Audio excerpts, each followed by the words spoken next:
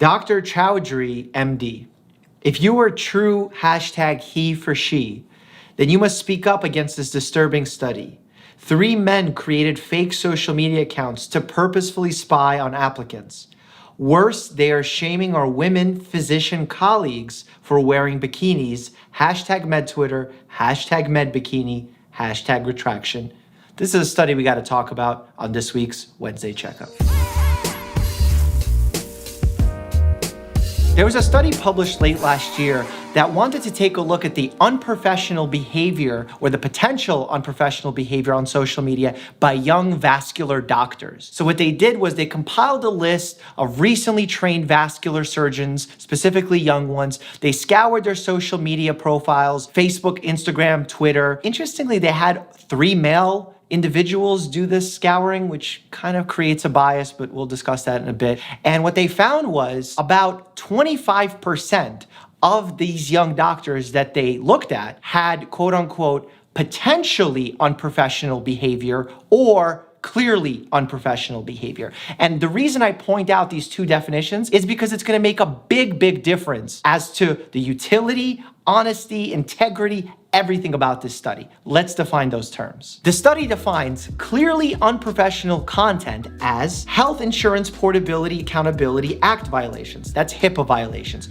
patient privacy violations, intoxicated appearance, unlawful behavior, possession of drugs or drug paraphernalia, and uncensored profanity or offensive comments about colleagues, work, or patients. I think you and I will both agree that's clearly unprofessional behavior. You shouldn't talk bad about your patients or colleagues. You shouldn't be doing illegal acts or drugs or anything like that. And your patient's privacy is of utmost importance. It does not belong anywhere on social media. All of these make sense, but they had to include this list of potentially unprofessional pieces of content. And the way that they define potentially unprofessional content is as follows: holding or consuming alcohol, inappropriate attire, censored profanity, controversial political or religious comments, and controversial social topics. This definition is what completely delegitimizes this study. Had they only include the clearly unprofessional content,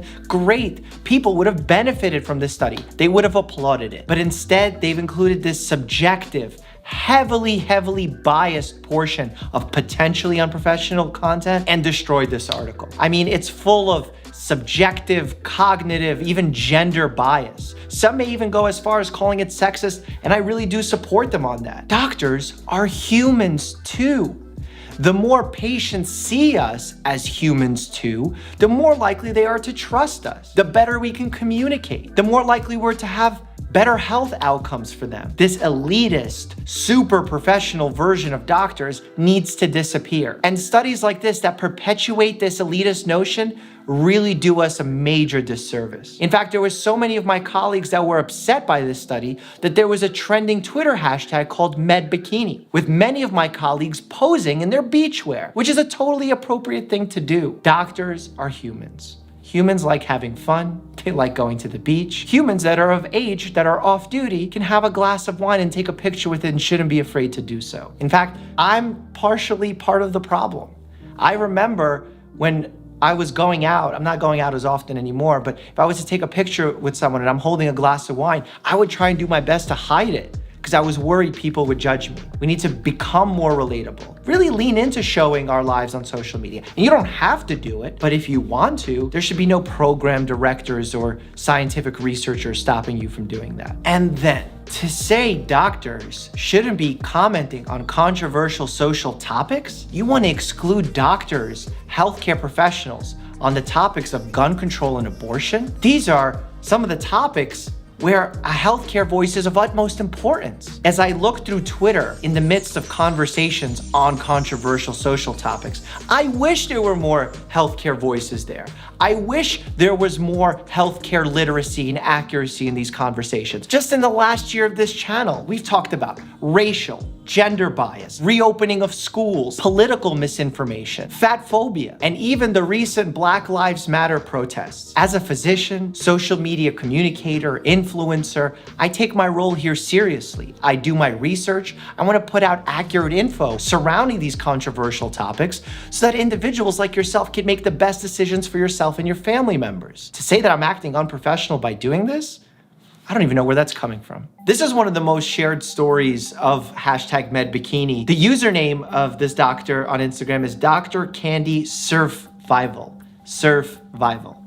It's witty. Her real name here is listed as Dr. Candice Meyer. Hope I'm pronouncing that right. She shares an anecdote, a really powerful anecdote, along with some pictures. Let's read along together. Dr. Bikini will save your life in the middle of the ocean when you get hit by a boat. I will take you out of the ocean on a surfboard turned into a backboard. Tie off your exsanguinating wound, bleeding out, with my rash guard. Take you to my under-equipped urgent care. Stabilize you in 1 hour with an IV oxygen morphine fluids Foley and put your open femur fracture in bucks traction, fly you by helicopter to a local hospital, order and interpret all the labs, x-ray, CT scans, suture/staple all of your wounds, splint your clavicle/humerus and scapula fractures, sedate you, put a chest tube in your 5-rib fractured hemopneumothorax, that's blood and air in your chest, and fly you by jet to a specialty hospital in another country, all in my, you guessed it,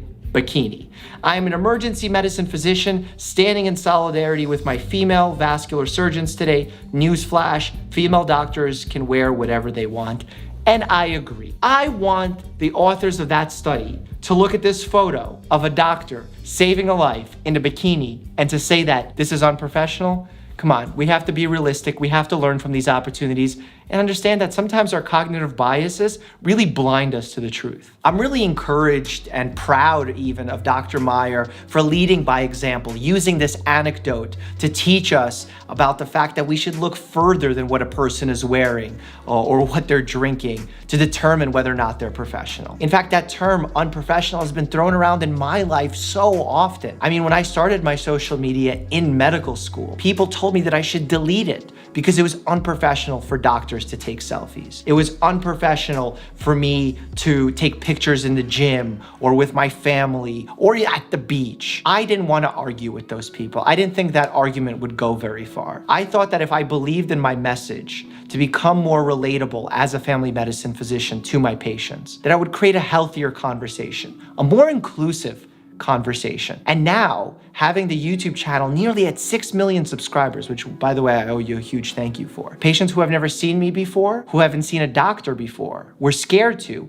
are now coming in and getting cancer checks. They're getting their vaccines because they've learned the risk versus benefit conversation. Patients now know the difference between good research and bad research from watching my channel. And in my office, I see this happening day in and day out. And just to give you a final update on this story, the study was officially retracted. It was pulled. It is no longer a valid study in this journal. And the editor's statement, here's a little highlight, reads as such. Although the editors of the JVS believe that the authors of this paper were attempting to advise young vascular surgeons about the risks of social media, the review process failed to identify the errors in the design of the study with regards to conscious and unconscious bias, and thus the published paper was interpreted as broadening inequities in surgery. The editors therefore decided there was sufficient rationale to retract the article, and I completely agree. I think if you're part of a legitimate medical society and you want to talk about social media from a research standpoint, please go ahead and